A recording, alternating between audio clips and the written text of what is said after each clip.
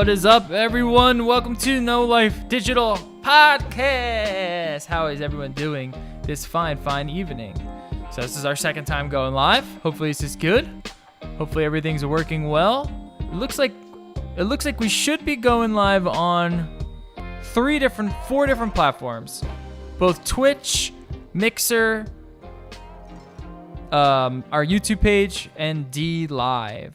Now, someone told me about DLive today on the other channel, and I wasn't aware of what it was. It seems like a new streaming platform, and they somehow got PewDiePie to exclusively stream on that platform, which is, how much do you guys think they paid him to do that? Exclusive. More than enough. And then I went over there. I mean, if we look at the website, I mean, there's thousands of people already signed up. And then you go into the website, dlive.com, and immediately it's just PewDiePie's bitch lasagna just like blasting through your speakers. But yeah, so the whole idea is for them to get enough follows for him to raise $50,000, and then he's going to give it away to the streamers who signed up. So, hey, PewDiePie, for watching, we could use that money, dude. We will use it appropriately. Probably, on cheese sandwiches and stuff, turkey sandwiches. So what's up, dudes? Food and cameras. Yeah. I got kittens, dude. I have 5 kittens I gotta feed. Come on. That's what I'm saying, man. So DLive, what's up? If you're watching on DLive, I didn't even know how to set it up or anything. It took me like a little bit to figure it out because their website is very confusing. But I mean, their whole idea is that it's on a blockchain. It's basically uncensored. They're not going to ban you. All of the money that you get through donations and subs 100% goes to the creator. And that's basically the shtick of it all, is that they're trying to be like the less censored Twitch, which I think is good. Like, competition's always good. I think like there's that space is going to be, I don't know. Twitch obviously is the king of like live streaming, but it still is like a gaming oriented website. I think for it to shake that, it would need a little bit of like a rebrand. The irony is that Twitch evolved from Justin.tv, which was all everything. Kinds of forms of streaming. Yeah, it was just streaming. Yeah, it was just streaming. And then it became Twitch, which was main focus was gaming. And then it started to kind of go back. Like, they offered more avenues. So music, creative, talk shows and podcasts. Mm-hmm. And now it's almost like Justin.tv again, but with the name recognition of Twitch. Yeah. I mean, their dealings with Amazon and being bought and stuff like that probably, was a pretty big significant factor in that. Yeah. For sure. Opie says he can't even watch on Twitch. It's all distorted. I've got the video up, and it looks fun for me. Sam. Yeah, no, it looks good. I think it's just maybe you're choosing a high setting and just drop it down. If you drop it down, you should be good. Maybe not 1080. Maybe your connection's not that good, and it's trying to kick you out of 1080 thing. But I mean, it looks fine. When I was streaming earlier, the difference between YouTube's live and Twitch's live, Twitch was so much sharper. It looked like it was in a native video. Sharper and faster. Yeah. I was looking at the delay on YouTube, and oh my god, it was like 5 minutes behind. Like, how do you even have chat interactions with that much of a delay? I know. It's pretty crazy. Yeah, it was really behind. Granted, I'm kicking it to restream, but there still is a much bigger delay than on Twitch. I was just surprised at how much better it just looked and it sounded better on Twitch as well. But that's the thing. YouTube has the audience. YouTube has more audience than anyone, all of them combined, I think a lot of that comes from the fact that, like, whereas Twitch kind of has the FOMO going for it, the fear of missing out, like everything's live. Yeah. It's not a platform for pre-recorded video. It just isn't. No. Well, you go live on Twitch and then you kick out your pre-recorded stuff to YouTube. And you can do VODs and stuff on Twitch, but like even the Twitch mobile app, like the Twitch player, it's so much more garbage. Yeah, there's no search either. You can't really like search stuff. You know what I mean? You can search, but it gets difficult, and VODs can get buried in things. I mean, so if you're looking for a specific VOD, you could be going through a bunch of menus just to get to it. yeah, it's just not very cohesive. And what was I just gonna say? I forgot what I was gonna say. But fuck, I had a good point too. I don't remember. But anyways, I forget it. I forget what I was gonna say. It just slipped out of my head. I hate when that Like I happens. said, YouTube is perfect for like hosted videos. My work Wi-Fi makes me use the guest Wi-Fi, and unless I drop Twitch down to 166p, it barely loads like on my there. But if I have YouTube up, I can watch a YouTube video pretty fine on my work's Wi-Fi. Yeah, interesting. And that's probably based on, I guarantee you it's based on a lot of code. Yeah, well, it's more compressed, so it's probably a lot lower, a lot smaller of a file, and they could just get it out to you quicker. Plus, their servers are probably, much more massive than Twitch. Well, even though it is backed by Amazon, so they'll probably clean that up. It's just Twitch is just higher, like not as compressed as much, so it just takes a little bit longer.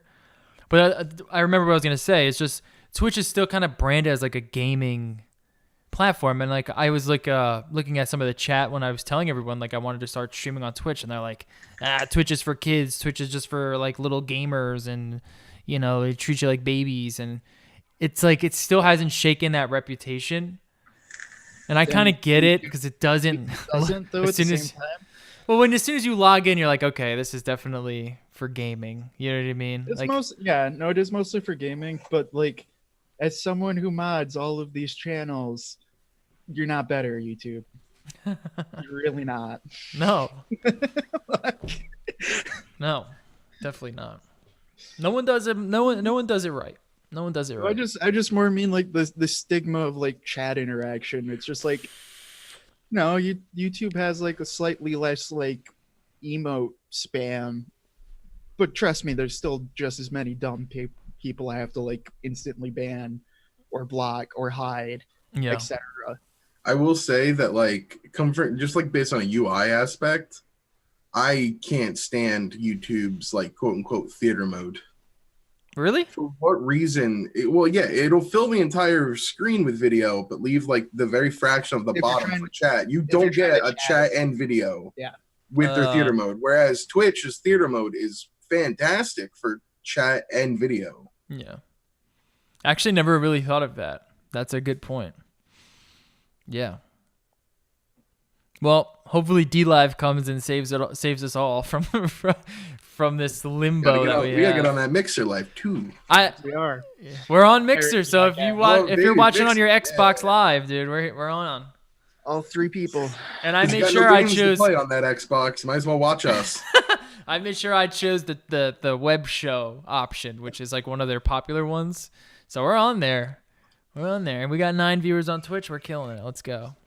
That's the other thing too, is that you just add like every week we come here and you're just adding more and more random streams. It's just like I don't even know what we're called on half of these streams anymore. I don't know how to find them. But we're there. At some point, we're just gonna kick it old school and just be live streaming the E-Bombs World. Well, listen. Actually, I think there was E-Bombs World on Restream not too long ago. They might have taken it down, but I remember we're gonna hit up that Daily Motion.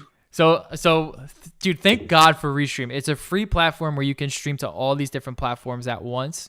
But they have Mixer, Twitch, YouTube Gaming, Periscope, VK Live, DLive, YouTube Events, YouTube Stream Now, Good Game, Smashcast, Panda TV, Huya, Zonky TV, BBTV, Africa TV, Streamcraft, Mob Crush, Cybergame, MLG, Dooya, Live EDU, Vaughn Live, Instagib, Breakers TV, Vapors.tv, Livehouse, Picardo, True TV, OK, FC2, Steam. Is Angel Ustream, Thump in there too? No, I don't see that. But you can literally any streaming platform, it gives you an option. Like if we don't have it listed here, then you can just use the RMTP server that we have, and then you can just kick it to whatever you want. Can I stream to like funkopop.com? You can stream to your heart's content. You can stream to our cam vids. But yeah, shout out to Restream if you guys want to My sponsor us. cam or whatever it I is. love you. My free cams. My free cams. Oh god. Soon we'll also be streaming on Omegle. Yeah, chatterbait. All right. I was playing Sekiro over the weekend, and I think the game's too hard. I think it's too fucking hard. It's hard to the point where it's like annoyingly hard. You know what I mean? I see. I've been inundated for the last, I don't know, week or two now of just pure Twitter discussion of like accessibility in gaming Yeah. as it comes to difficulty. And I'm kind of just tired of the subject, honestly. Well, what's I'm the the debate? kind of person that's like, I don't think having an easy mode is a bad thing as long as it's an optional thing. Right. Like, Is that the debate? I don't judge people. It's the whole like quote unquote gatekeeping gamer mentality. Like, for some reason somebody who beats the game on hard thinks that they're better than somebody who beats it on easy. Yeah. Well, they are better. They're better at that game.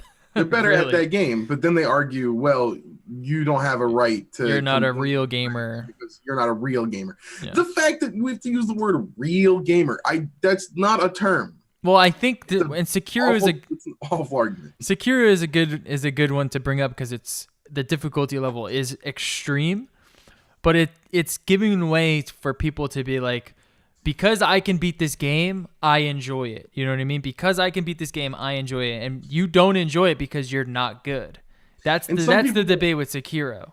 Yeah, and some people, like, for them, that's where their enjoyment comes from, is bashing their head into a wall for 2 hours because once they bust through, they get that satisfaction. Yeah, and I love that feeling. Boss took me 2 hours, and I finally got it, and I feel amazing because I got it. Yeah, I do love that feeling. Hey, shout out to Vamos Alex for the follow. But I do Also, Irish Ace Cabo and Honda on D Live. Oh, really? Shout out to you guys on D I'm Live. still trying to find the Mixer chat. Mixer.com. It's up. We're No, under Mixer.com. I can't find it. It's though. under no lives. So I haven't changed it yet, but it's under no_lives on Mixer. So there you go. But so with Sekiro, like I love the Souls games. I love how difficult they are. I like difficult games, and I do like that extreme satisfaction you get when you take a while to beat something. Maybe you have to come back to it at a different day to try and beat it, and then you finally beat it. It's an awesome feeling. But there's also a point where the gameplay is needed. So in Sekiro specifically, there's such a small window of time where you can really show your skill, and that's with the parry system. You have to basically parry all these attacks to kill these people. And the whole idea is you watch your enemy, you see how he attacks, you can learn the parries, but there's no pattern. There's no pattern with these enemies. So normally, like with Dark Souls, he'll come overhand, swing it, and then maybe he'll do a sweep. Maybe he'll change it up and do a kick. And then okay, I saw that overhead sweep. He probably gonna do these other moves, so I'll either roll or block in this situation. With Sekiro, it's just like there's no pattern. You can't learn a pattern. You just have to watch how he moves and hopefully parry at the right time. And that window is so small where you can parry that it just makes it like so fucking frustrating, because you're just hoping that you get a good move set from the guy that it allows you to parry it. Like there was one enemy who they have these shields, and I didn't have the right tool because I didn't fucking know. You know what I mean? Like the game doesn't tell you shit. I didn't have the right tool to break their shield, so I had to actually try to parry away their posture. And I mean, there was times where it's just like there's no pattern to learn here. I just have to hope that I get into this 3 consecutive parry system where then I can finally break his posture and defeat them, or I can just run away from them. And then I started feeling like there's just a lot of resentment with some of the enemies. I'm not that far in though, so disclaimer. I think, and don't get me wrong, like I haven't played the game yet, but I think this might be a case where the developer's name is actually a kind of a problem. People are expecting this to be a Dark Souls game. Yeah. And it It's not a is. Dark Souls game. It's not, but it play is. like Dark Souls. It's actually based on Tenchu. It's gonna play more like a Tenchu game. Yeah. That's what it started off as. It still feels like a Dark Souls game. I mean, that's gonna be a From Software game regardless. But it sounds harder. Shout Like, out to much Light harder. One. Oh, it's so much harder. And there's And no that arrow. there's no like you can't level up. You just get different skills. So you can't like get like a good armor and a good sword to help you with your attacks. It's all just skill based. And it's fun. Don't get me wrong. I do enjoy it when it's good, but it's fucking hard, dude. It's fucking hard. And I can't imagine how much harder it's going to get. I'm talking about the first boss. I'm talking about the first like few levels till you get to like the drunk dude and then beating that drunk dude. Didn't take that long. It only took me a couple hours to get to that point. But I just remember thinking like it doesn't feel like it's only skill based. It feels like there's a lot of RNG involved and just hoping that you get the right sort of system in line where you can luck your way in. Like you have to have skill and luck on your side in a lot of these battles. But do you think maybe there's I'm a just lot bad. of that luck? Huh? So do you think there's a lot of that luck involved? Because No, not a lot. Okay, well, as long as there's not a lot, like I can understand there being a little bit, but I wouldn't want a lot of RNG deciding that kind of battle. No, it's not a lot. It's not Okay. a lot. It's But at the same time, like our boy Shindo, even he says it's hard. mhm. And like if Shindo says a game's hard, it's gotta actually be really hard. Yeah. And it's so hard. It's so hard. It's fun though. It is fun because you do feel like a fucking ninja. Like when you hit those parries. Like there's one guy that I was fighting. He has a spear and you can't block him. You just cannot block. You have to parry his attack. And when you do it, I mean, you're just like, yeah, fuck you. But then because it's a From Software game, you beat him, and then you have to fight another mini boss, and then maybe another mini boss, and then you get into an area where there's like 15 dudes. And if you lose on any of those steps, you have to go all the way back to the last checkpoint and then redo it all. And sometimes those fights take like 10 minutes. So there's a lot of just like, all right, fuck these dudes. Let's just get to the place where we know we have to go. And then a lot of the time it's just, I need these souls. I need to do this thing, and it So just you're comes like this saying weird balance. I want the computer version along with a quick save mod, Yeah. so I can just keep spamming F2 during the fight. And I don't know if that'll take away the enjoyment, which I think is an interesting debate as well. No, it is. Yeah, I can see that being abused. I think if you do it appropriately, though, like for example, like say it is a 10-minute fight sequence, and you're like, cool, the first 3 minutes I'm doing it perfectly every time. This is just an annoyance at that point. Right. I'm just gonna hit I just want to Right. be able to quick save and just get through that. Right. There's It- none of that. I will say that with my last experience with a quote unquote hard game was Cuphead. Yeah. Cuphead is bosses have like anywhere between 3 to 4 phases. And there was the one that's notorious is the like giant robot fight. Mhm. And it is just like there was a point in it where I think I spent 3 hours on that fight where it's like just getting through phase 1 and 2, you had it. But once you get to phase 3, it's a whole new set of things you have to learn. Shout out to Stormy Gonna Waves for the die. follow. Thank you. Go ahead, continue. Sorry. Like you're gonna die and you're gonna go back to phase 1 and 2, and by the end of it I'm like, just get me through phase 1 and 2. I don't want to be in here anymore because I just need to get to phase 3 to beat it. Yeah. Yeah, And I mean, that like, fight alone, I hated that fight. I do get the counterpoint of like just get good enough to be able to do it all at once, but it's also like, all right, I played enough WoW Mythic rating to already have 3 cases of carpal tunnel. I don't want to keep doing the same thing just to do it. I do want to actually respond to something in chat saying that the modern affliction of gaming is old games didn't have save points, 3 deaths and you're out. That actually came from arcades because they wanted you pumping quarters. Mm-hmm.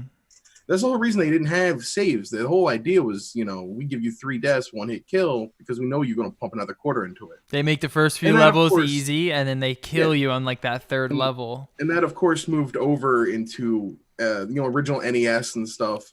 And it wasn't until, like, they wanted to tell more story-based games that they then introduced actually having a save, like, battery in the cartridges.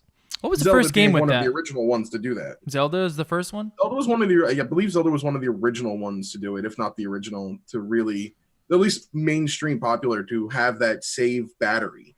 Was Halo the first game to give you like a no sort of like health bar where you can regenerate your health The over original time? Halo had a health bar.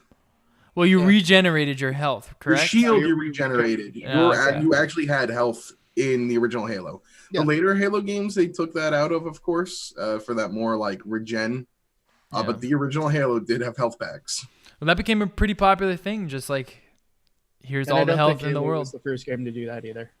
Yeah, probably not. But that's the last Probably one I not. remember. But I know like Nintendo was definitely in the popularization of having the batteries, and then of course, a lot of the handheld games save batteries are like if you ever emulate like a Game Boy Advance game, like a Pokemon Emerald or something, it'll tell you, oh, the save battery is corrupted because it's trying to read a save battery that's not there because it's being emulated. Yeah. Damn, remember memory cards? If you had a PS Vita, think about those memory cards. Why? They were absolute trash, and they were expensive, and they were proprietary. Well, that's like the PS1 and the PS2 had No, memory man, cards, PS1 and PS2 memory cards are never that expensive. right? Oh, really? Yeah, and you can always get third party. Who's making third party for the fucking PS Vita? Nobody was. And I Mad, say the was Mad because that thing is Cats. dead. The Mad Catz memory card. The Mad Cat. Damn, memory I mean, if cards. you had a Game Shark, yeah. I mean, come on, let's talk about Game Shark. Yeah. We How many did. people Remember? We talked played about around the with fucking Game Game Shark? Shark. And do you think any less of anybody because it's like, I'm a gamer, I use Game Shark. Yeah, well, Sekiro. One of the interesting things about Sekiro is the debate. Is the debate where it's like, you can't enjoy this game because you're not good enough to enjoy it. Where I can enjoy this game because I can beat it. I can get through it. And I think that's super interesting because it's kind of true. Like, you can't enjoy a game that you can't beat. You know what I mean? Yeah. I think there's At a least place- I don't think you can. Maybe unless you're a masochist. I don't know. I mean, it depends on the game. Like, I'm bad at battle royale games, and I get bodied in Apex, but I enjoy playing it. Yeah. Except for all the cheaters and hackers, and that game actually starting to piss me off. Well, But no, I think there's a place for that because I mean, like when I was younger, there were definitely some old platformers that like killed platformers to an extent for me, but they were still fun at the time. Like I think there is that difficulty can be there. Like that's Super part Meat of Boy yeah. does but not when have you, a difficulty like selection to it. It is just no, pure it's just platform. how hard can you and it's go? hard. Yeah, and like it starts out not necessarily easy, but it's easy enough, and then the farther you get, the harder it gets. mhm. The point is to keep going until you die. But do you think you can't enjoy it until you fully beat it? Like you can't, like say you get stuck on like halfway I through the think game, you you can just still can't enjoy beat it. Do you think that How takes many away games a have lot I- of the enjoyment? No. No, there's still a lot of games I haven't finished that I've still really enjoyed. Now, Because of like, difficulty or because of you just don't want to play them? most of the time, but it's like some of them have hard parts, and then I just like leave and forget about it. Still enjoyed the game. Hmm. Like, if I was in love with the game, like okay, if I was obsessed with the game, like WoW, for example, yeah, then that would probably start pissing me off. But at the same time, most games I don't think I have that as much of the passion for anymore, to where it's like, yeah, I can get as far as I can in this game and eventually hit a wall and still be content.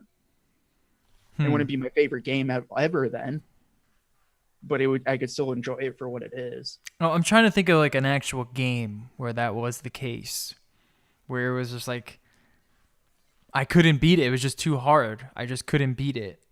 But I mean, love it. I've had that because of WoW. Like, go mythic rating, you have to have, now it's 25 people, but there's like been 4 times I think where literally the boss was mathematically impossible.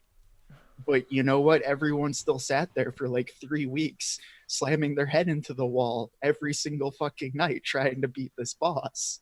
It wasn't fun. Shin Megami So it wasn't Tensei fun then. 4. I would say Shin Megami Tensei 4 Apocalypse on the 3DS. I got all the way to the final boss. I still have not beaten it.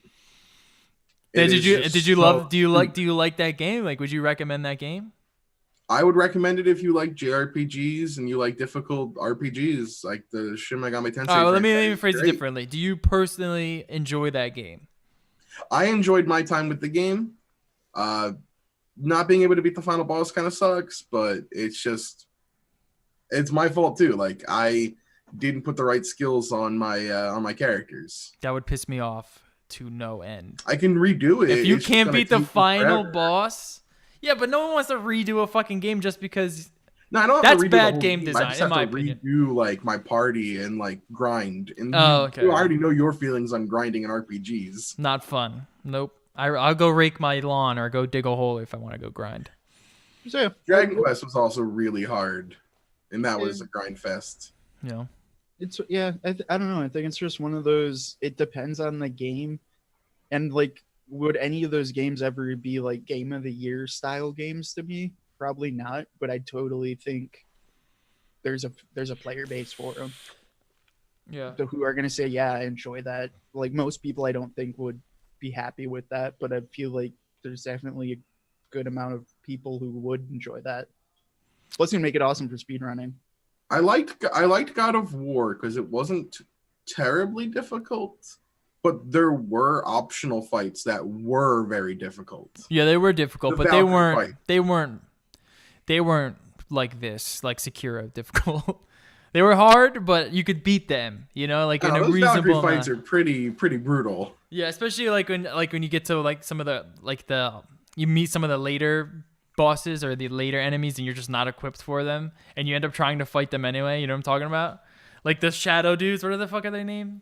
I forget what they are. But you're just underpowered and you can't beat them, but you try to fight through it anyway because you just chip at their health every little. You're just like, if I could just not You get see that hit. purple bar and you're like, let's Yeah, go. yeah. And you're like, one hit kill. I'm like, well, that didn't work. You're just like, I just can't get hit once. Yeah, that's fun. I enjoy difficult games. I like Sekiro so far. I like the Souls games. I like that feeling of accomplishment, but I think there is a balance that needs to be had. And I don't know. I understand not having an easy mode. I understand having an easy mode, making it optional. But it's all about like what experience the developer's trying to portray. And that's one of the issues I'm having right now is a lot of the argument is like, oh, the developers intended this as art. Changing the difficulty would change the art. Yeah. As if you, one, understand or know what the developers were thinking to begin with. You're making a large assumption there. And two, Excuse me, difficulty I am really a art? developer. I always know what we're talking about. Is difficulty really art? That's a good question. Is the art form any different whether you change the difficulty or not? If the game is considered art? That's a good question. I think that would be a more nuanced answer that goes into pacing, more so than difficulty. How so? Because if it's a more difficult game, the pacing might be would be different than like if you're just breezing through it. But if you're like, crap, now I have to spend 30 minutes at this place instead of 2 you also get minutes. into the discussion of, for you, easy might be breezing through it, but for somebody who's not very good at the game, easy might be at a slower pace as well. True, but I'm just like thinking on averages like that would get more into like pacing to me if you want to try to discuss it as being a merit of art. That's I don't difficulty. I really liked Wargroup's way of approaching difficulty. They didn't give you an option to pick hard, medium, easy, whatever. Gave you just specific sliders that you could fine tune the difficulty to your liking. That game's so hard. I love that game. Really hard. It's so good though. That game's harder than Sekiro. That's a Wargroup? hard. Yeah, it's a fucking hard game. It's so hard, dude. That's that tactical, man. That is harder than Sekiro because you just can't fuck up at all in that one. It's so fun though. But like I said, But you yeah, can fine tune your difficulty. You can make it. Yeah. You could lower everything all the way down if you want to, or you can boost it crazy difficult.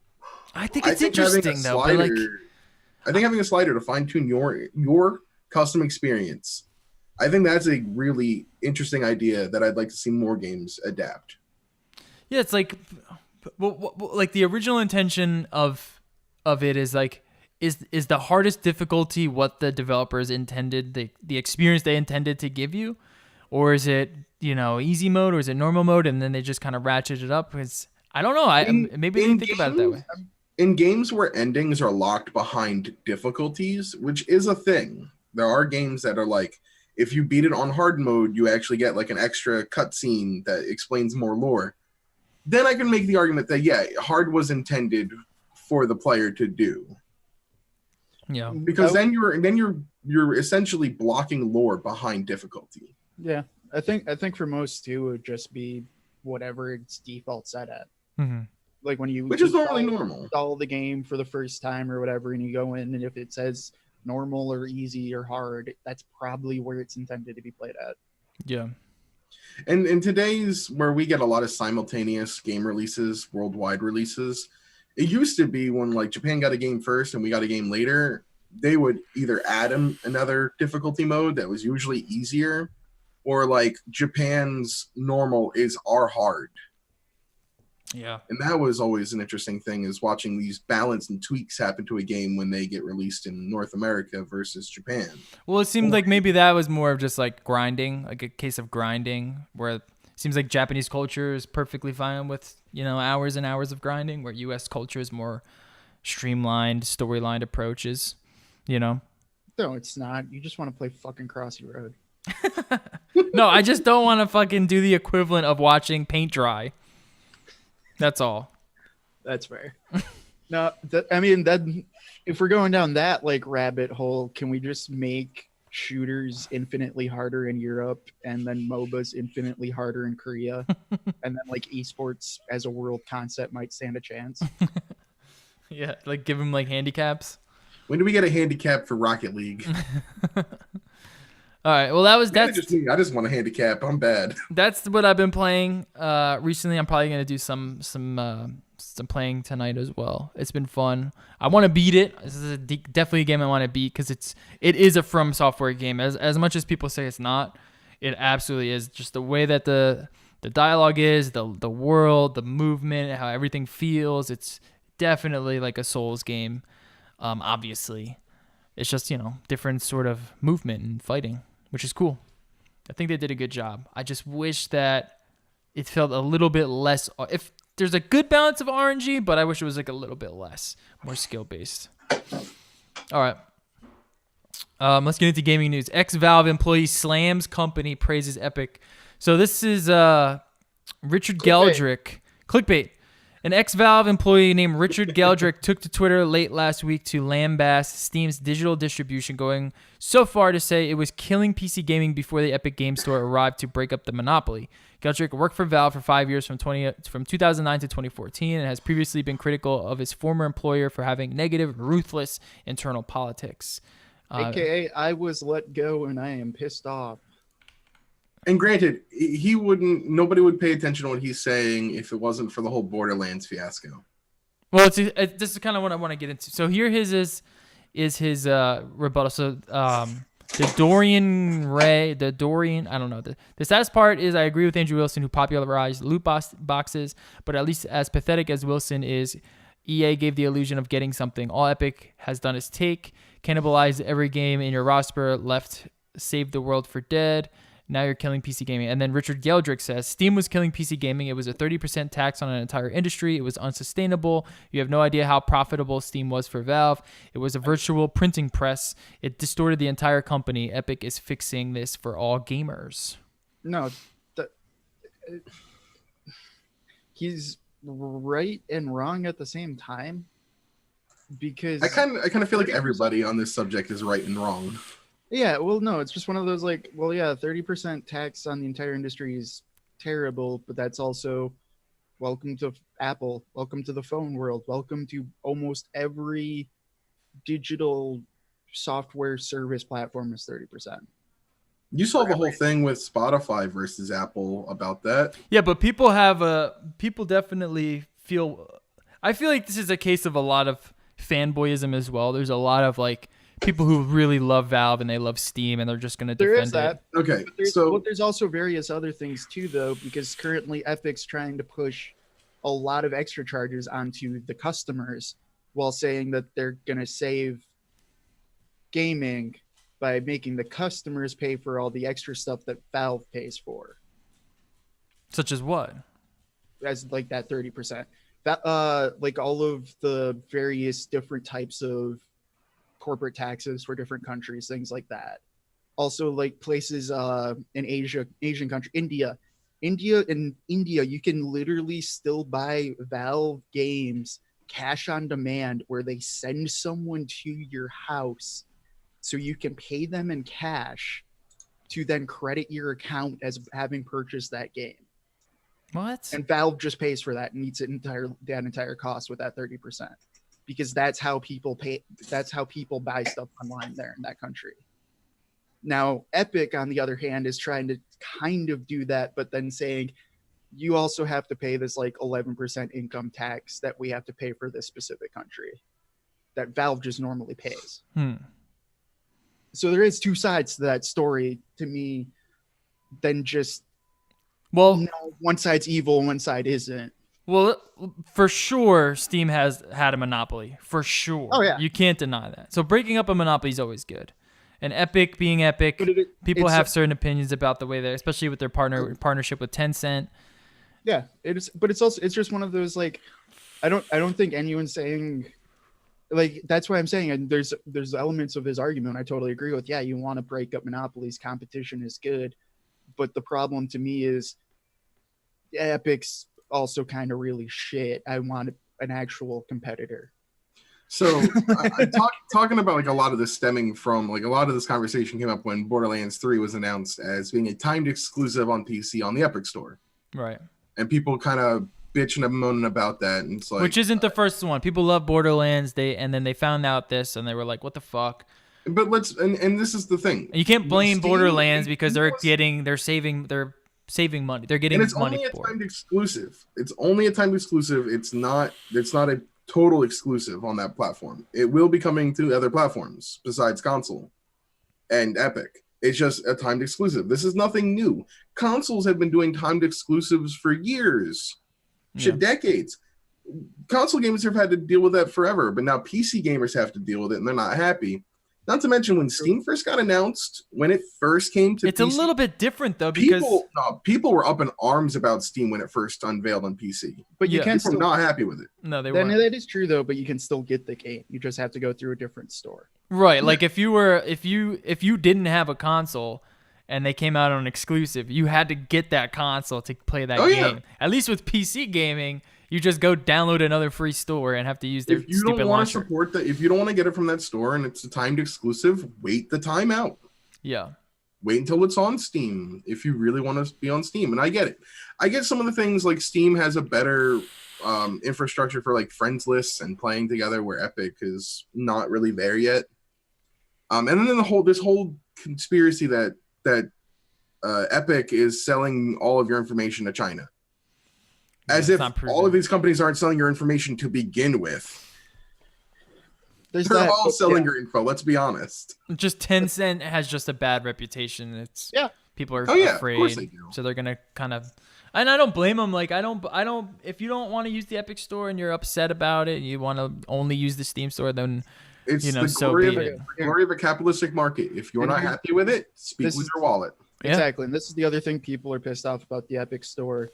If you want to use an alternative form of payment than just your credit card, all of those fees get passed on to the customer, and Valve normally eats those.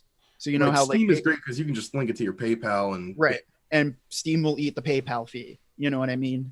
Epic's not going to do that. They're like, oh, you want to use the PaySave card, which a lot of Europe uses? Oh, well, we're going to charge you an extra 6.75% on your sale, and just completely pass the fees on to you. Things like that. That's what people are mostly pissed off about too, along with the way the Steam has a little bit more leeway of like returning games and other things and cloud saves. You could go with a huge list of things that Steam is old enough and has built out that Epic just doesn't yet. Yeah. Yeah, I haven't heard of any of these fees for the Epic store. I'm trying to find them. Basically, if you want to use anything other than a credit card, they're just going to pass all the fees on you. I could have sworn I paid for a game in PayPal on the Epic Store. I guess not. Did they not take PayPal? They might be better for PayPal, but as of right now, they're just pushing all of those fees onto you. Nonetheless, you still have to have the Origin launcher to play fucking any of like the EA games, which is Apex and any of them. You still have to have the Epic Store. You still have to have BattleNet. You still have to have the Steam Store. Like, this is just a new thing. It's the new Netflix. It's the only other real competitor to Steam that I can think of that I've used personally is like GOG, Galaxy Gamers. And that's just a key. That's where I got It's Witcher. not even a platform, you know? Yeah, that's where I got Witcher because it was on sale at the time. Yeah. But yeah, and that's the thing with exclusives. Like, I had a discussion with somebody about like where you could buy games. It's like, all right, let's say I wanted to play Nier Automata. I can only really get it on Steam or the Microsoft Store, and from everything I've heard, do not get it on the Microsoft Store. It is awful through there, which means I'm essentially locked to Steam. Mm-hmm. There's like, where's the competition? Right. And like, no, I do want competition, but so far Epic's really hasn't stepped up to the plate. And honestly, like the Blizzard app or Battle.net, they're pretty good. They eat those fees. They do most things you actually want. They have a lot of those features, but like Activision Blizzard's turned into a shit company and they don't have any games for it. Yeah, there's not many games on there. The Activision is falling apart. That's really just like the fucking StarCraft, Overwatch store. And 2 Activision games. Yeah. Like it's literally Blizzard games, COD, and Division or Destiny. But also related to Epic, developers have asked them if they could eat the cost of those charges, and Epic's told them no. Well, sort of. Okay. From the guy who runs Epic Store, Sergey Galyankin, it would require some extra configuration on our part, but it should be possible. Not sure why you'd want to sponsor payment methods that can take up to 25% of the transaction, though. Yeah. Yeah, I had no idea about these fees. I had no idea. I didn't know that. And honestly, I don't really like Steam either. I don't really like the Steam store either. It's a fucking mess. It's just not the best platform to use, really. It used to be a great platform, and then they kind of flooded it with a little ton of shovelware that just floods every day. And there's cool stuff on it, but it's just like a mess right now. It's good that there's competition because hopefully they clean it up. They they basically try to take on Discord and make it like a better friends platform on there, which it seems like they're doing. Because I think that would definitely help them. Why aren't we streaming to Steam? What the fuck, dude? I tried. What's the worst marketplace, Steam or the Nintendo eShop? Trust me, I've tried to get this on Steam. Nintendo eShop is the worst. Yeah. That's still not a contest. Like, we should talk Steam because it should be shit talked, but like, no, it's still miles ahead of the Nintendo eShop. I can search multiple things on it, and then I can use advanced filters to search for them. Yeah. Oh, filters, that'd be nice. Yeah, you can do that on Steam. Yeah. So as long as I got that. You do, because you need them on Steam. You I know, right? You don't really need them on any other store. There's only like 20 games on every store. I need them on the eShop. They still don't got that. I'm not buying. I'm buying like either the AAA indie games or just the mainline games. But I do like Steam because I do buy a lot of the smaller, weird indie dev shit that's on there. Do you think a lot of them are going to move to Epic? No. 30% is a lot. It is, but especially for a small. It's where your market is. So like over the time, sure, but like some of these where it's like, like some of the bigger ones I can see that, but some of the other ones too are like, I can see Paradox opening a store, most of them going to Paradox because they would go to Paradox because that's where their market would be instead of Epic. Paradox is interactive. They do like City Skylines, all the EU4, Hearts of Iron, all of the. They have their own store. they're talking about it. Oh God, here we go. Here we go. Paradox Store exclusive coming up. But like, I would see all of those. Well, that would just types be of the games dev going- being their own publisher, really. Yeah, like I would see more of them going to like that than I would do like them being like, yeah, dude, we're targeting Fortnite gamers. You know, it depends on the game. You Right. know, like if you're like Dead Cells, for instance, which was a pretty hype, pretty popular indie game, you might want to go where there's a lot of people, which is like the Fortnite Epic, or maybe even Origin. You know, just anywhere where you can save a buck and there's a lot of people. I still think it would be Steam for most things. I'd probably go to Humble. I'm Bundle before curious I to go know. Epic. I'm curious to see. I would I'm curious definitely to actually see. go to the Humble store. Humble store is where I'd go after Steam. I mean, I'm thinking about it in the sense of like if I were a developer, and they were like, all right, you can come here. We have a lot of eyes, but you're gonna get buried in a lot of shovelware, and we're gonna take 30%. I might be like, maybe I just try to put it out myself and get to a couple of streamers. You know what I mean? Like it's a pretty rough deal, and that was the only place for a long time. But now there's a little bit more competition, so hopefully it helps. But there is. I wonder if Steam's ever gonna change that percentage. I could see him changing that percentage possibly, but I see what you're saying, but at the same time, also is like you have to go through how many people are going to be willing to go to your website and buy something. So now you're an indie dev. Now you're trying to self-publish. So now you have to pay for hosting and also upload servers instead of just giving it to Steam, which can easily go over 30%. Yeah. Versus just that 30% tax with Steam. But the other thing too is like, even though there's a lot of shit on Steam, it's really easy to deal with Valve of like, oh, I can return this game, or I can like actually go through reviews that aren't, like they're not, the company's websites reviews hand cherry picked out. Mm-hmm. Things like that. So there is, I see most of the customers staying towards something like Steam than they would be going to like mycrossyroad.com and buying My Crossy Road. It really does. I really don't even care, to be honest. Like, I don't even think it's that big of a deal. I don't know why people are going nuts about it. Like, if it's a game that I want to play, I'm going to go figure out where I have to download the fucking game and play it. You know what I mean? And I'm going to use Discord. Yeah. And I think that's how a lot of people... shout out to Staunch Face for the follow. Thank you, my dude. I just want it to be, like, quality content and at a reasonable price and not have the extra fees. Yeah, I don't think you have to deal with any extra fees in the US. All right, moving on. Privacy.com, my dudes. FTC to hold public workshop in August focusing on video game loot boxes. I have to disable my ad blocker for this website. No, I don't. Never mind. Fuck you, PSLS. FTC, the Federal Trade Commission has announced that it will be holding a public workshop August 7th to examine consumer protection issues surrounding video game loot boxes. The workshop will be attended by stakeholders, including industry representatives, consumer rights advocates, and government officials, among others.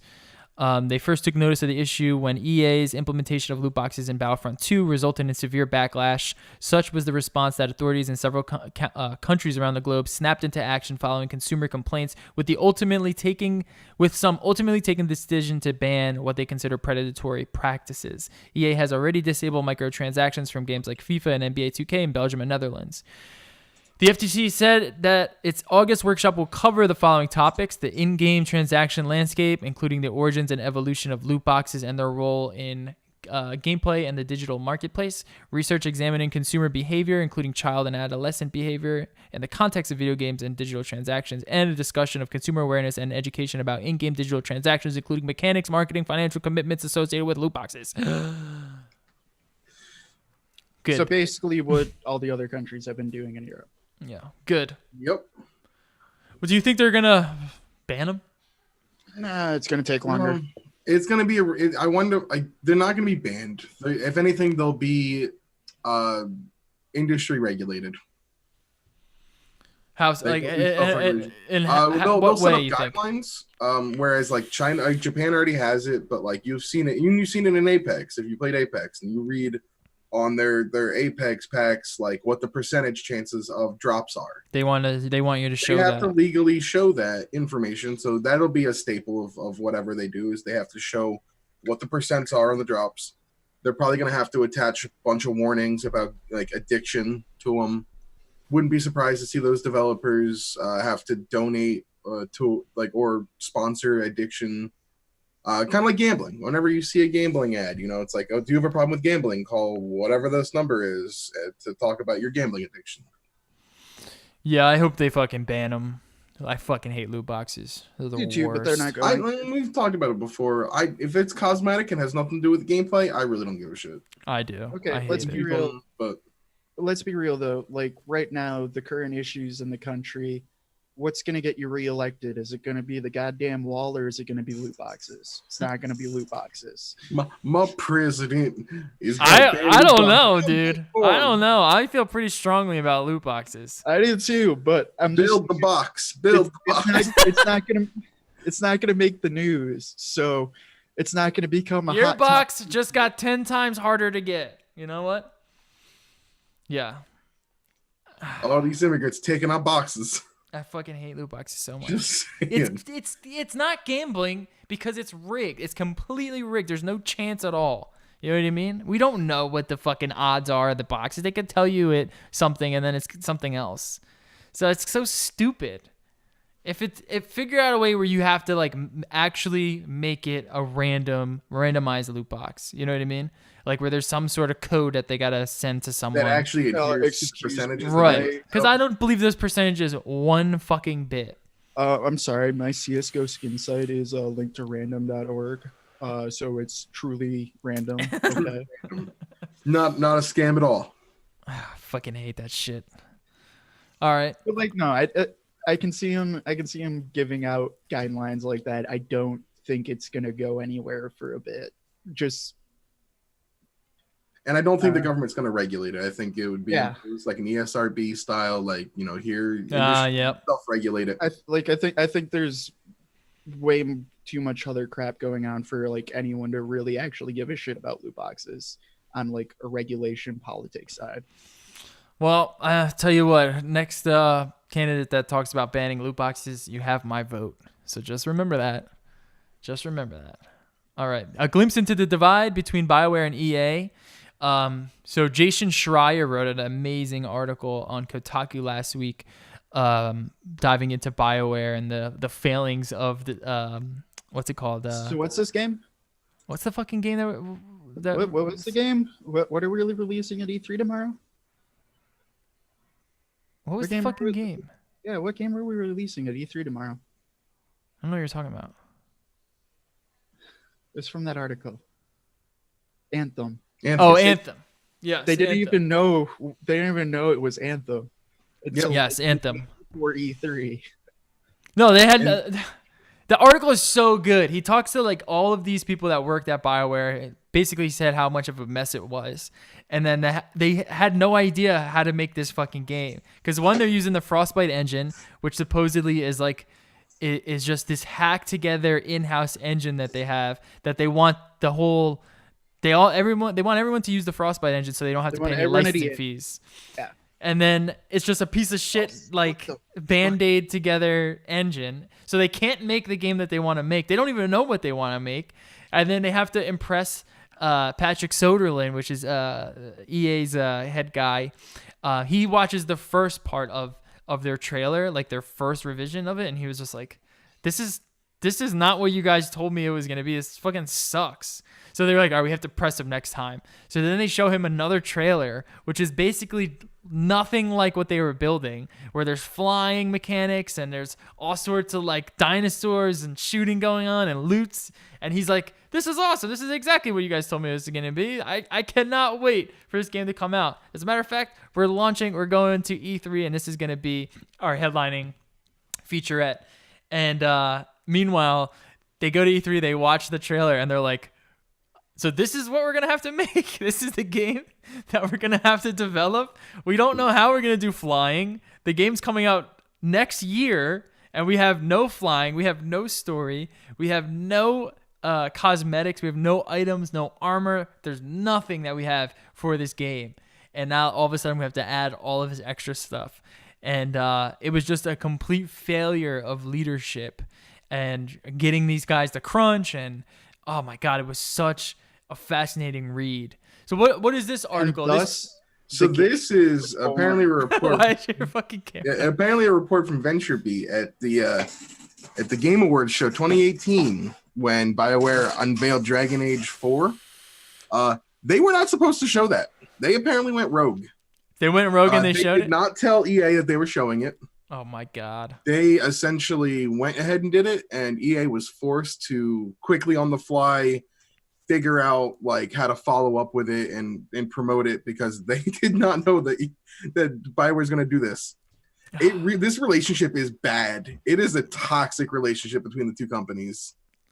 Yeah, and it's just like it's like BioWare has lost all leadership in their company. And let's be honest, this is the sad part about BioWare, and this is just what happens with EA. When EA buys up these studios and they kind of screw up, they fold. So I'm not going to be surprised in 6 months to a year to hear that BioWare is shutting its doors.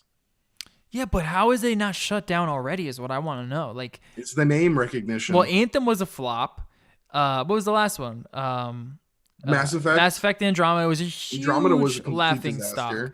And now it's like this game. It's just everyone knows it's just not going to work. What's the last good game BioWare made?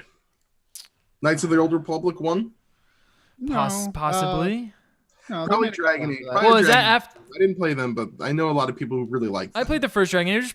It was pretty good. Mass Effect 3 from a gameplay perspective, but not a story. I liked Mass Effect. I think that was like the pinnacle of BioWare was the Mass Effect series. Those games were so good. Mass Effect 2 was like, I absolutely love that game. Yeah. Like completely.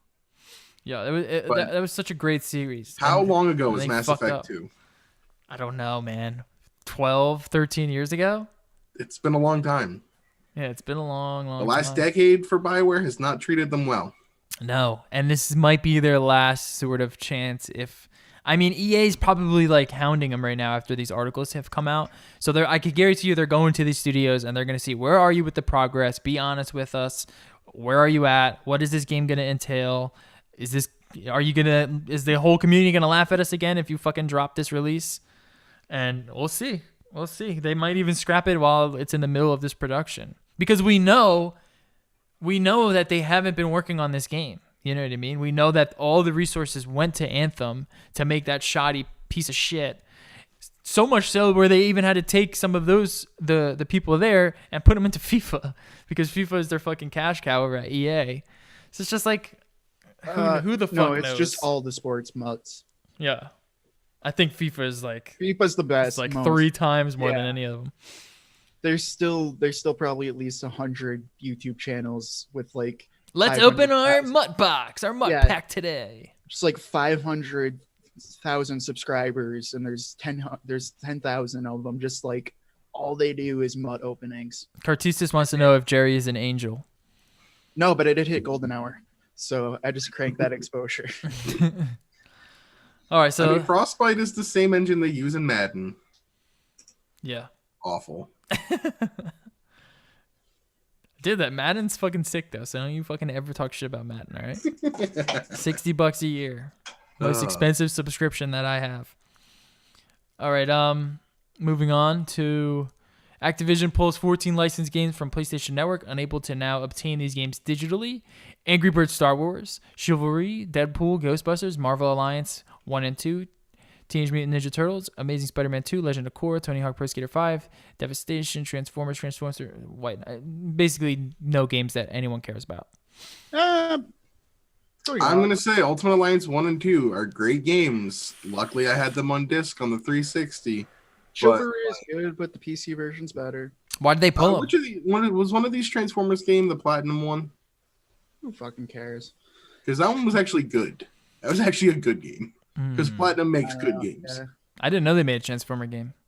But this is the problem with licensed games and digital future is things like this will happen. That I'll lose Angry Birds Star Wars. Well, you're probably laughing at all these people, Doobie, because you're the one who's got the disc. Jokes on them. Yeah, I mean, Switch, Nintendo, you guys are doing Ultimate Alliance 3. Make it a pre-order bonus. Throw in the first 2 games. Let's go. Just give me all 3. I'll play that shit on the go. Easy. EA teases a new Star Wars Jedi Fallen Order teaser. Your point does stand, though. It does suck that most of these games are going away. And like I said, it's just these may be shitty games now, but what happens when it's good games in the future? Well, if you own it, you just can't play it anymore? No, you can play it if you own it, but if you want to buy it now, you're shit out of luck. Wow. Well, you should have bought it in the last 5 years. I know, like it gives a Or in the shit. case of Ultimate Alliance 1 and 2 in the last 15. Yeah, they're making a new one. They are making a new one, and I'm getting that shit. Just get the fucking new one. You don't want to play a Can't wait fucking for that game. 12-year-old game. So yeah, EA's dropping Star Wars Jedi Fallen Order. I don't think we know much about it. Just that it's being made by Respawn. I mean, if we can get an Apex Star Wars crossover with fucking lightsabers and laser guns. Between Titanfall and Apex, like Respawn is a very hot name right now. But like part of me's just like asking myself, how is EA gonna fuck this up? I can get that, but at the same time, They're just publishing it though. They're just gonna have cosmetics. They know how to do it now. But now EA is gonna be like, no, now you got to make it Frostbite, and we're gonna actually release this other game instead, and we're giving this one to BioWare. No, please don't do No, that. EA, but BioWare does not need the friggin' Star Wars license again after the Old Republic. No. No, we're good. No, I have faith in Respawn. I think this is going to be dope. I can't wait. If this is a to see single more. player story driven game, That I'm could be in. cool, but I'd almost want it multiplayer, and I'm just thinking that because, okay, Respawn has one of the best movement combat engines. Yeah. That would be amazing for Star Wars. Let's be floating real. around, flying around, Oh, yeah. fucking lightsabers. Come on. Like, yeah, like, Blasters. well, I even just like thinking like, okay, imagine you're playing Apex, but now you can also force push yourself after you're done sliding. It's going to be awesome. Like that. Yeah, I'm thinking I'm down with that. I'm Totally. thinking Force Apex. lightning. I'm thinking Apex, and instead of the skills, you have Jedi tricks and powers. That's it. Like, dude, Jedi Academy 2. And I'll be hyped for that. You think it's gonna be a Just make first it like person that. game? Yeah, oh yeah, that's Respawn's bread and butter. They know how to do that. And you know what? First And person. let people bunny hop. Let people abuse speed bugs and bunny hop, please. First person Star Wars games that I can think of have not always been bad. Like the Jedi Order games, the Jedi Academy games. Those were pretty solid. Dude, the Battlefront games are awesome. The original Battlefronts were pretty good. The new ones Either are way, okay. We'll They're see. fun. The new ones are fine. They're They fun. We'll just, see they just on had the April- shitty loot boxes, Yeah. and they didn't have enough content. Yeah, they're just We- kind of we- yeah, exactly. But the actual gameplay was good enough. Yeah. It was just there was no content and there was loot boxes. First of all, these guys have their dates completely wrong on this post, by the way. Which Like, one? The if next one? You could make it a Yeah. Jedi Academy 2 is all. So they're gonna show it off at the Star Wars Celebration. Those unable to attend the event can watch a live stream on Twitch at 1:30 p.m. on Saturday, April 23rd. Saturday, April 23rd is not a date. The 20th is a Saturday. Well, I would So- expect nothing less from PSLS. Yeah, that's pretty net. bad. Either way, apparently we'll be able to see it at Star Wars Celebration.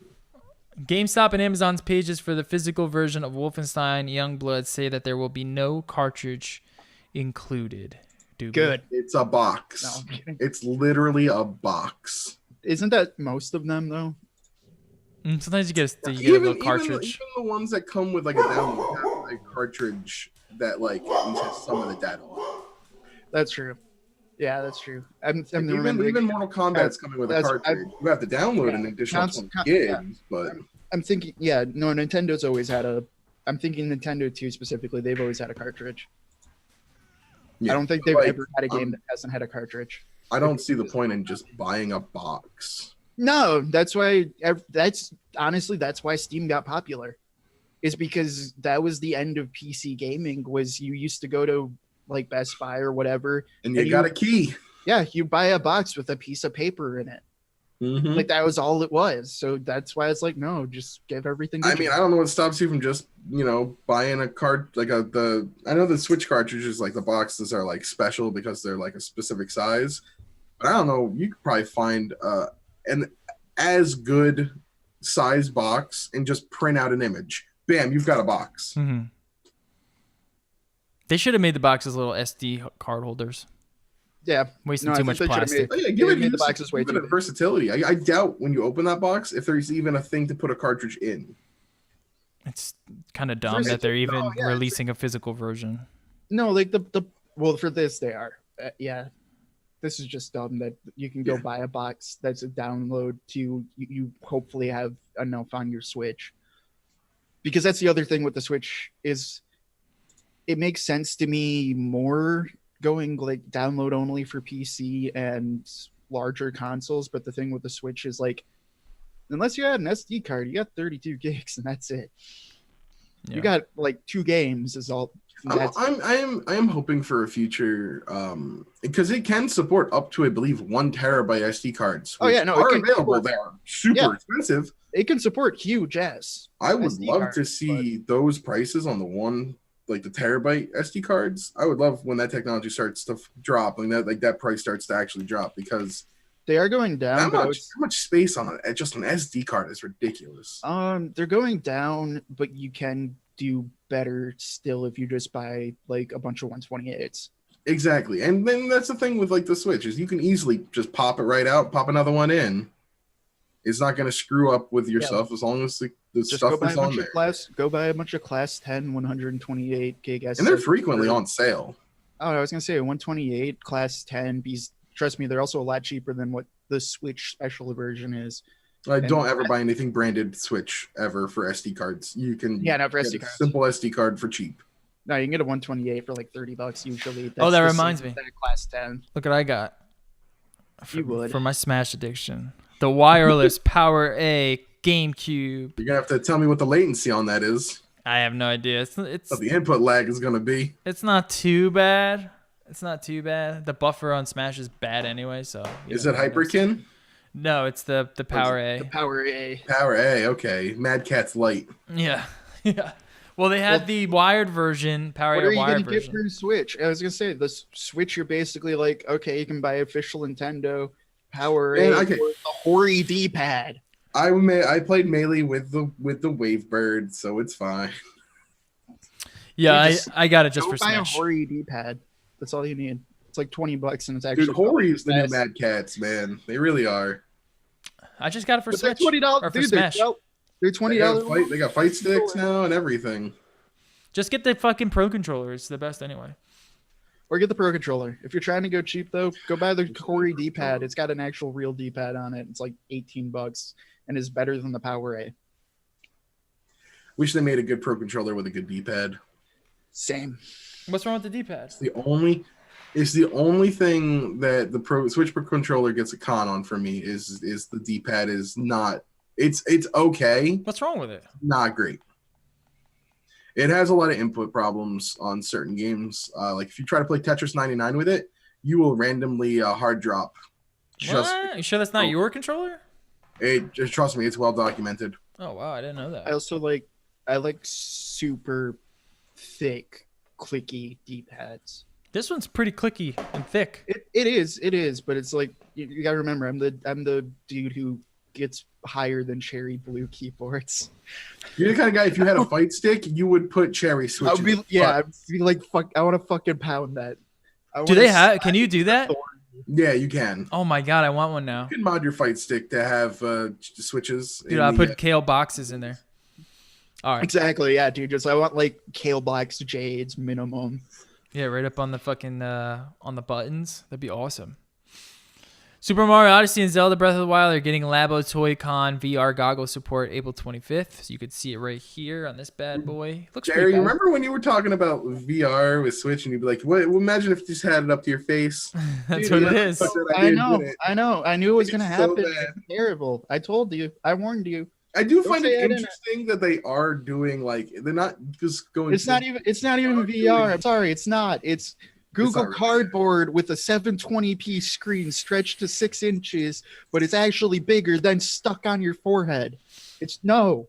But you can play Breath of the Wild with it, Well, which at isn't least- even at in least- 3D technically because it's still a third-person view. I will say it is at least Labo, and Labo I think gives them a little bit more leeway in my opinion because Labo is intended for an 8-year-old, you know. It's intended for And they're children. not gonna give a shit. Not only is it intended for children, but like I think Labo was just a very big experiment they did. I'm gonna get it, dude. I'm gonna get it. I'm gonna went test in it out. going, I mean, we don't try make it. any money on this. This is fine because I'm we're just- not like throwing a ton of money into it. It's just a trial to see how it works, and it actually took off. A lot of kids like using it. No, and for kids, like that's what I'm saying. Is for kids, it's great. But I'm just Shout out to saying, like, Robolto78 for the follow. no, Wayne, you're like just don't compare it to your Vive or Oculus. Is all I'm saying. Oh, I'm God, gonna. Oh, I'm gonna. You're gonna get Don't a even compare full it to breakdown. PSVR.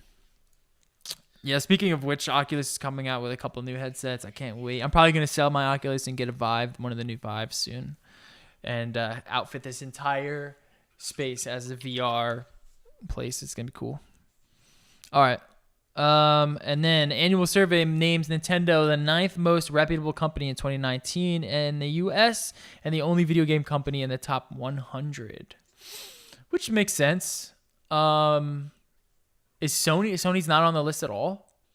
Apparently, they're not even in the top 100. Netflix is number one. I could agree with that. Netflix jumped. I think they said 23 spots I could agree with that. from last year's rankings. to hit number They're one. easily the coolest company out right now. Number 3 though is Whirlpool. Whirlpool. Hey, shout out to And- Robolto. Hold on. Like, Hershey. Shout out to Robolto78 for the sub for the Twitch Prime. Thank you so much, Robolto, for the sub. Hopefully you enjoy the content to come. Much love, my buddy.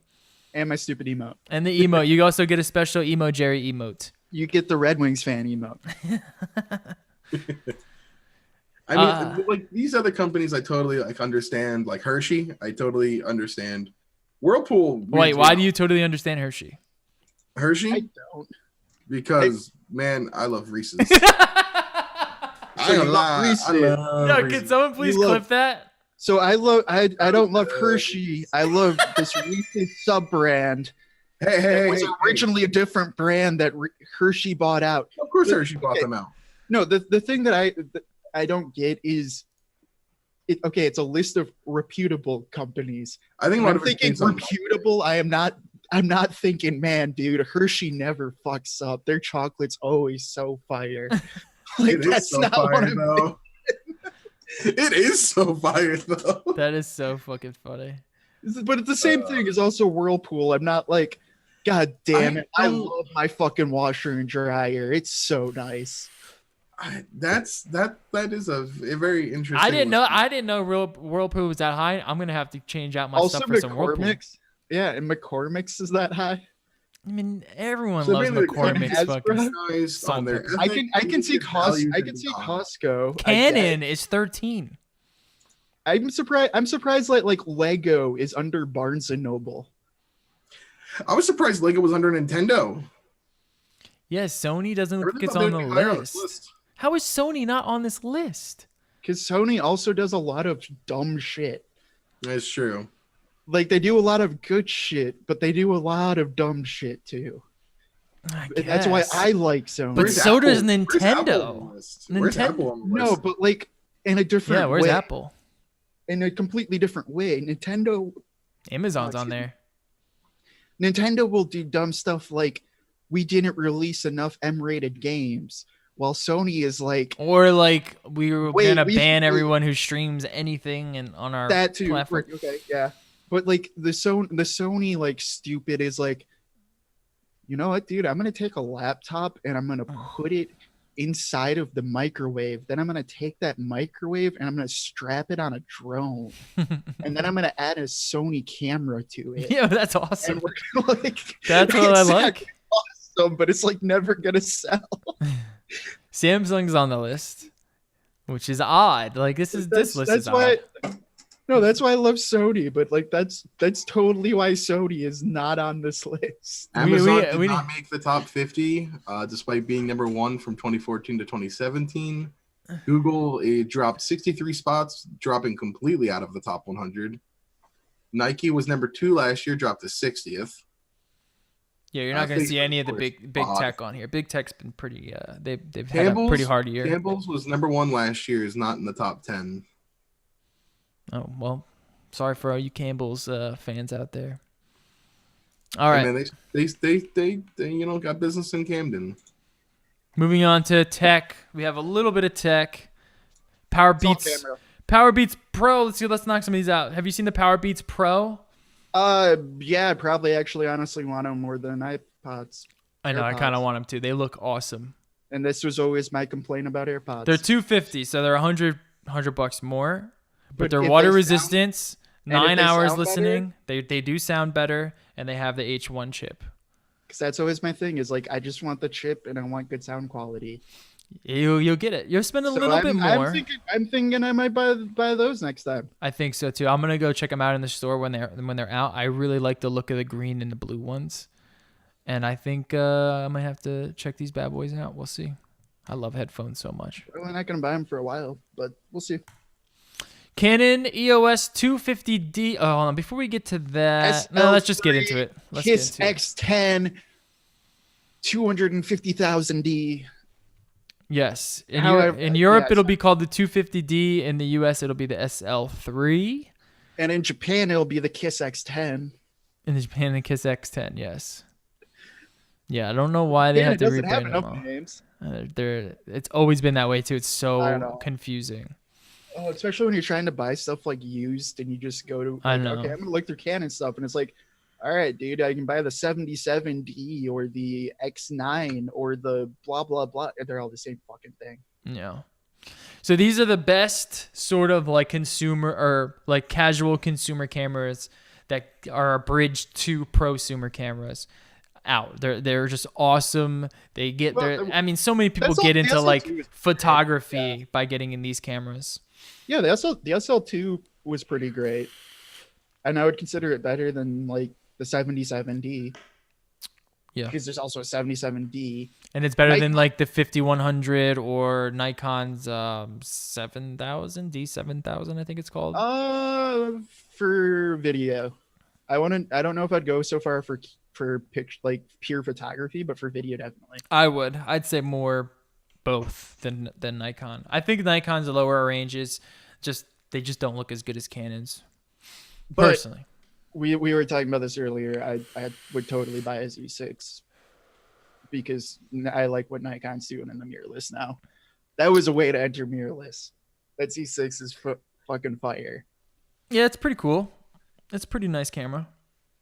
I don't know Just- if I'd buy it, but There's it's just pretty- not many there's not a good lens lineup right now for it. They need to fix True. that.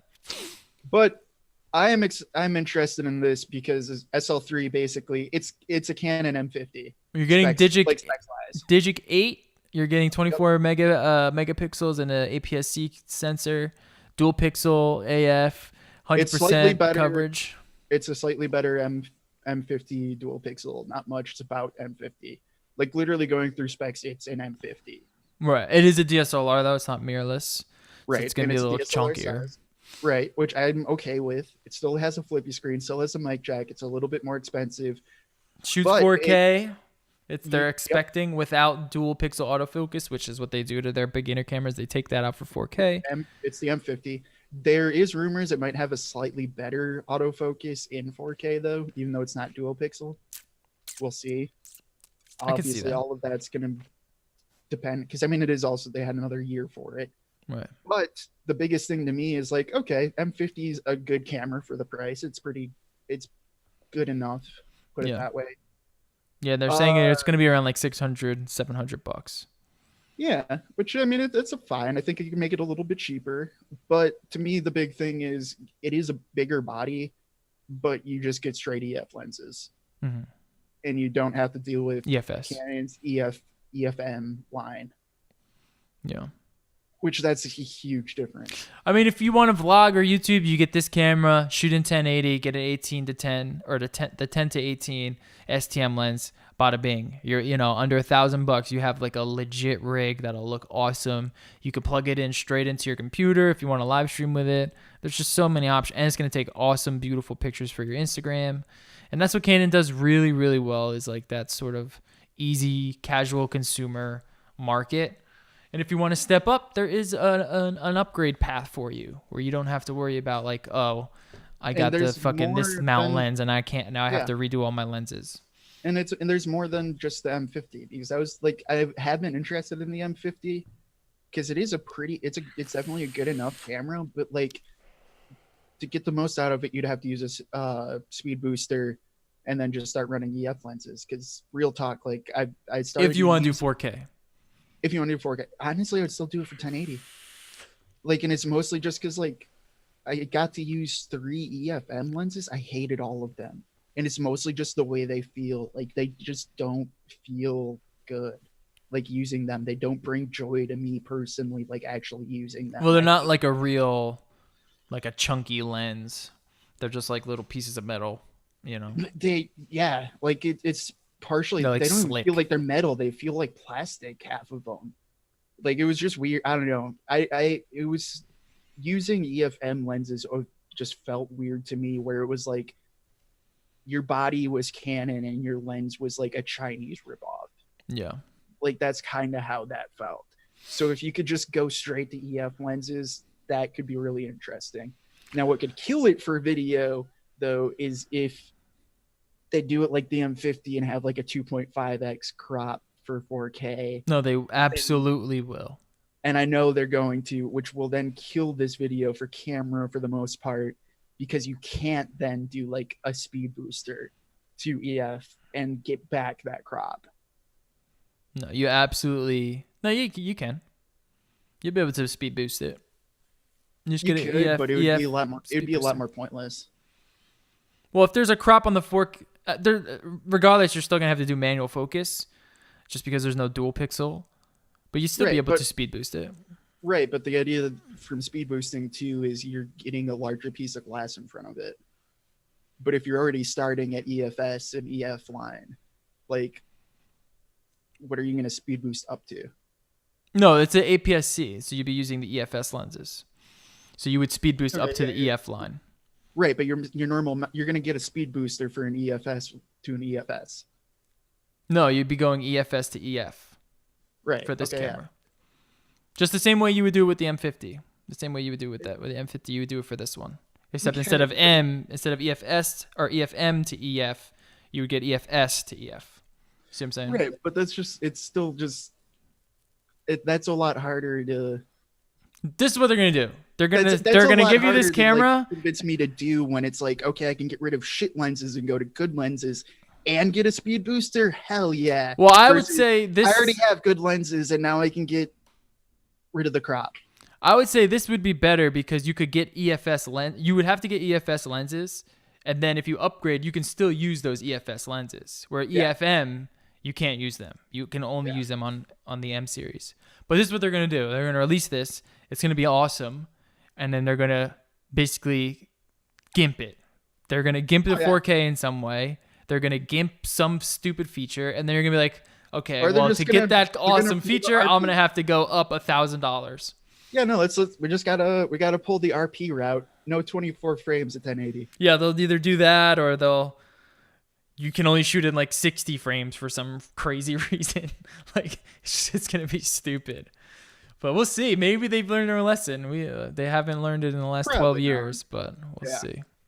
But that was that was interesting because the only other thing camera wise from like specifically consumer level cameras was the G95.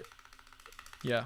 Like everything else. And I mean, you're not expecting a lot of camera news from NAB like that consumer side, but more competition is the merrier in my opinion, because I want more under $1,000 cameras to be good. Yeah, the G95 was released, and I don't really know what they did compared to the G85. I don't know what the upgrades are. Slightly better autofocus, hopefully. The biggest thing is probably better battery life. It's a newer processor. It's a newer sensor. But the big thing is 4K at 60, if I remember right. 4K 30. It is still just 4K 30? Yeah. Then it's basically you just get a better sensor. Yeah, you're getting the all new Venus engine, 5-axis in-body stabilization. Maybe that's what it is. There's no IBIS on the G85, I don't think. No, there's IBIS on G85. Oh, there is. Yeah, that's why I want it. So then I don't know. I don't know It's what the just probably a upgrade is. better. It's just a 2-year updated IBIS and autofocus. I Mostly mean, them. looking at the videos, it doesn't look that much better. So you It might as well doesn't. just go the G85 route. And that's why Save some money. I'm probably still gonna go the G85 route. Yeah. Yeah, and then there's the Sharp 8K, Yeah, which is probably the greatest camera that we've ever seen. Here, we'll go to Petapixel. 8K micro four thirds. Micro Four Thirds sensor, 8K, 30p in H.264. It's got an 8-bit 420 200 megabits wrapped MP4 container to an internal SD card. And you get a big ass flippy screen, which actually looks awesome. The flip screen actually looks like the best part about it because it's such a wide camera that you're getting like a full 16:9 flip screen, which is really cool. There's no IBIS, and I mean, you're not taking, this is a video camera. Really. I mean, look at that screen. It looks like a phone. It looks like an Android phone attached to it. That's awesome. So if you are someone who wants to shoot in 4K and have some extra crop room, then this might be a camera for you, as long as you're not moving. If you're doing any sort of movement, I don't really recommend it at all. I mean, I don't really recommend it at all anyway, because it's just not. I mean, if you look at the footage here from Petapixel, it doesn't look that bad. Right, it looks pretty good. You can't really tell it's 8K because it's all downscaled, but it could be. It's mainly just a crop. You're mainly just getting that 4K for a crop. The colors look pretty good. They look a little bit desaturated. Here, let me zoom this in for you so you can see a little bit better. Let's go back. So if you look, it's like it looks okay, right? For Sharp, which is not a company you'd expect to release a camera, but I mean, come on, that's not that bad. It actually looks a little bit dull, if I'm going to be honest. It doesn't look that sharp. I think it depends too, because what most people were doing was still downscaling everything, Yeah, and I'm wondering if that plays into it. I mean, it must, because it doesn't look that good. Some of it looks all right. The colors don't look that bad. It looks a little desaturated. I'm curious to just see more footage from it. Oh, the other thing, G85, the G95, full log profiles. Okay. And I think they changed recording limit, but I forgot they added feet log and all that. Okay. So it's more like a mini GH5S than it used to be, which it already was. GH5 has 4K 60 and then a 422 out if you Yeah. wanted that. So it's a little bit more pro. No, it is. Like that's what I was saying. It's a mini cheap version. Little brother. Yeah. The Rodecaster Pro has been released, and also the other- Rode Wireless Mic Go, which I want to talk about. I don't care about their mic. To be I honest. do. I'm super duper hype on this so bad. I can't wait to get it. Well, wait. Are you talking about a microphone or are you talking about the transmitter? The transmitter. The transmitter's sick. Yeah. That looks sick. I am really interested in that. So if you see this photo here, it's essentially that's your lav. If you remember, like if you watch like any sort of TV and you see like those big packs on their fucking asses, that's what a normal lav system looks like. Not anymore. The new wireless Rode mic, they figured out how to like really crunch everything down. And I mean, it's just like a super simple lav system, and it's from Rode, so it'll sound pretty good. And I dig it, man. I can't wait to get it. I cannot wait to get it. It looks awesome. And then they have the Rodecaster Pro, which is basically like a podcasting, mixing, streaming board all in one for anyone who does sort of production. And that could be pretty cool too. You know, like I love how Elgato has kind of gotten into this realm of weird niche broadcast products. And to see more companies getting in, like this Rode Pro Podcaster thing looks awesome. So I love products like that. This is like, when I see stuff like this, I just get so fucking hard. And, then you just go buy like 6 Stream Deck minis. Yeah, exactly. So and then there's the Black Magic keyboard, which is so Speaking of sick. sweet macro toys. So dope, dude. $1,000, and you basically get a keyboard meant for video editing in Resolve. What do you think, dude? Are you gonna get one? No, but I do want one. If But it was $500, would you get it? no. But that's I think I would get it for 500. I think I would. I think you would, yeah. I think it would be like it's one of those like at 500 I can get it's getting closer to where I can recommend it, but it's also for me I don't do enough to justify, 100. I don't do enough video editing to justify really spending Yeah. anything extra, Yeah. you know. Yeah. I know. This is a lot of money too. If you did a lot of video editing, I mean, it could. I don't even think But, it's like, worth no, it. It's just cool, dude. It's just so cool. Well, no, I don't know. It depends. Like, if that is my job, like I'm working on a production team and I'm just an editor, oh, fuck yeah, I'm instantly buying one. Yeah, you could probably get your office, like your production company, to even buy it for you. Yeah. Be like, hey, I'll I would speed up do that. upload times by 40% if you buy this for me. I would do that. I would do that in a heartbeat. You know what I mean? If that was my career or job. Yeah. But like just sitting here at home making home videos of my fucking cats. Right. No, I'm not gonna. I mean, honestly, what I really like about it is that on the right side where you have that jog scrolling wheel and then Yeah. those buttons above it, if you could just figure out a way to like maybe like one of those palette things, just get like a wheel that you can use to scrub the timeline and then just macro your keyboard and you're good. Get one of those little overlays for your keyboard. like the Surface dial. Yeah, like, I wish exactly. that was enough. Like Yeah. the Surface dial, that I wish there was something like that would work on all PCs. Well, have you heard of palette gear? Yeah. I'll send you the thing. It's essentially maybe you can probably hack together one of these to do sort of the same thing and then just macro your keyboard. I don't know how well it works, but I mean it's kind of cool. It's just like little gizmos, dude. Little gizmos are so fun. For $1,000 though, it's too much. They know their market, and they know that there are going to be people that buy it, and they know that they can charge them an insane fucking markup on it. So that's what they're gonna do. It's Like YouTubers. It's production, dude. They kill. Yep. They kill. Because they're probably gonna sell like a couple thousand of these, so they have to make their return on investment. But it's also one of those things where it's like, well, yeah, now if you compare that versus a palette kit, what's really value? Right. Sure, not the palette kit. All right. And then we saw Canon's Sumir Prime lenses, which are their cinema primes, and they look really, really nice. And this is where you're getting into like these aren't even lenses you'd necessarily buy, unless you're like fucking MKBHD who buys like a red camera for no reason. No, you're a production company. Yeah, this is like an actual, yeah. The cheapest lens is $7,500. Yeah.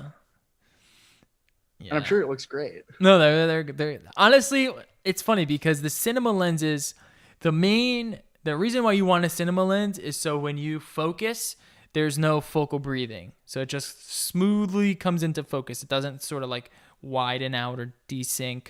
And that's basically all a cinema lens is. And there's T-stops. T-stops are basically constant between them all. Other than that, they're not And they're really also- much different. There's Well, no they're like also- electronics in them, No, but they're also because of that they're also bigger, so it's easier to have someone else pulling focus. Yeah. Yeah. But then you could just get a step up ring on just like it's just kind of a silly thing. Like if you look at like the Cook lenses, I mean those are like $20,000-$30,000 lenses each. And it's just But I think it's sort of a racket, to be honest. I think there's is. some sort of a racket going on. It's a movie production, so you're like, this movie's gonna make $10 million. So if they want to use our lenses, which are the best, well, let's charge them $20,000 a week. You're just like, what the fuck? All right, I guess I gotta pay it. They do look great. Like if you ever watch a movie, you're putting it on an Arri Alexa that costs $1,200 a piece, and you need 3 of them. yeah, I mean, like if you So- watch like a Christopher Nolan movie, you can't get that image no matter how much money you spend on prosumer gear. You can't. You have to get the top of the line Panavision lenses, and you know what I mean. Like it's just like that's why they charge so much. Go rent yourself an Airy, dude. Should I just sell my car and get one? Maybe your house. I don't think a car's enough, bud. I could get one for the car. I can get one for the car. Maybe the body, maybe. Yeah, just the body. To actually use it, though, you might need 2 cars. Is all I'm saying. We'll see. Maybe we'll have to. Maybe I'll sell my my fucking life for one. Yeah. All right. That's why all the YouTubers are buying Reds. Oh, the motorized fucking monopod.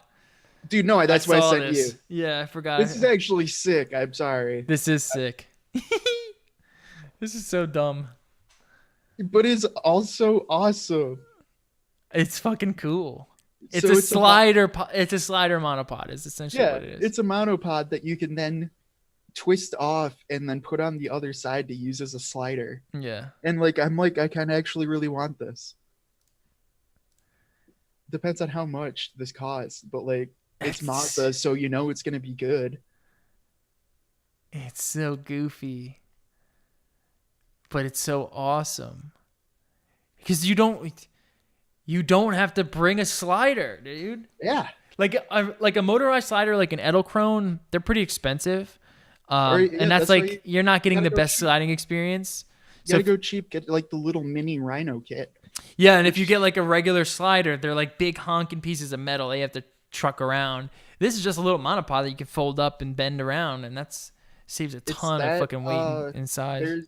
There is the Rhino. Oh, what is it? It's Rhino Slider made one that was really cool, but it's tiny. Mm-hmm.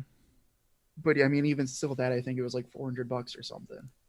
Dude, this slider looks actually awesome. Or this mono slider, the slide pod. The ROV Pro from Rhino. It's $400 for a slider that's this big, so you can put it in your backpack. Yeah. Yeah, it's kind of like an Edelkrone. Yeah. But instead it's tiny. Mm-hmm. So you can actually take it with you. I would much rather just buy the monopod. Oh, for sure. Depending how much. I mean, looking at this video. It depends on how much, yeah. Looking at this video, it looks like it slides pretty nicely. They did a good job on the sliding. I mean, it's Mazda. They do a decent gimbal. Yeah, I mean, they have a name recognition they have to keep up. There it is. I'm trying to show them the sliding video. Yeah, look. And they got a cinema camera on top of it, so it can hold some weight. Wow, look at that thing fucking go. That's so sick. Carbon fiber and wood. God damn it. Yeah, it's going to cost you an arm and a leg. But I hate NAB because I want to buy so much shit after watching it. NAB, aka, okay, I gotta go spend $300,000 now. I know, it's so fucking crazy. NAB's oh sweet, a new light just came out. It only costs $2,000. I know. It's hey, we have these new memory cards. They're $9,000 each for a fucking SSD memory card. Dude, it's all about that CFast now, bruh. Fuck CFast. This fucking. Oh, also, I mentioned this earlier, but this is the greatest, most useless product ever. Tiffin released ND filters for the DJI Osmos Pocket. That's kind of cool, dude. It's kind of cool, but it's also why? Well, have you seen it? Have you seen the Osmo Pocket? Yeah, I picked one up. They're this big. They shoot good video. They do, but they're seriously this big. Yeah, no, they're the size of a lighter. They're so tiny, but they do shoot pretty good. Compared to your phone, it's pretty good. And it's a little gimbal thing, sorta. And the audio on it's pretty good too, especially if you get one of those little mics. You have a sick little vlogging setup, and if you get these, you're gonna have to. Let's see how much these ND filters are. $80 for the set. That's not that bad. I was afraid they were gonna charge a little bit more. 6 for 80, 3 for 50. Yeah. I mean, you don't even need all the. You just need one variable ND. Do they have the I don't variable think they one? made a variable. Oh, these fuckers. Yeah, no. They're gonna come out with one later, and then charge you 120 for it for a tiny little fucking course. variable ND that's this big. Of course. Yeah, that's funny. All right, that's it. That's it for the show. Hopefully you guys enjoyed the episode of the No Life podcast. Hopefully everything came in good. We are streaming live on Twitch, DLive, Mixer, and YouTube. Make sure you follow us over on our website, nolife.digital. It's the hub of everything we do. So go follow us over there. Thank you to everyone who followed our Twitch channel, and thank you to everyone who subscribed. And we're killing it on this Twitch thing, man. I'm really, really having a good time. And I'm going to be putting up like a consistent streaming schedule pretty soon. I just need to figure out what the best time. So right now you have, you definitely have Monday nights for Noted, but that's not me. You definitely have Tuesday 6:30s for this show for No Life Digital. And that's me. Yeah. And then Friday for live mixing. I'm probably going to do a stream for DIY or Die. I just don't know what day. I'm doing it tomorrow, but I don't know if that's going to be the consistent day. And then every other day in between, it depends if we're going to do like gaming and other stuff. I might pop on intermittently. So just follow, you'll get notifications. Subscribe to our Discord. The Discord also, link. shout out to DLive. We got 4 followers. Yo, DLive. See? We're making it happen. And that's only because you have to follow a lot of people to get the fucking PewDiePie money. But hey, man, we're killing it. But As you said, no one watched the entire at all, but we just kept getting followers. no, one of the things is like you have to follow a bunch of people on DLive for some reason. But also, follow us over on our Discord, our No Life Discord. Let's get it pumping in there. We have a lot of people that are in that Discord, just no one really talks in there. There's only just a few people that actually chat in there, but there's actually a good amount of people in there. So follow us over on the Discord and our website. All right, we'll catch y'all later. Peace.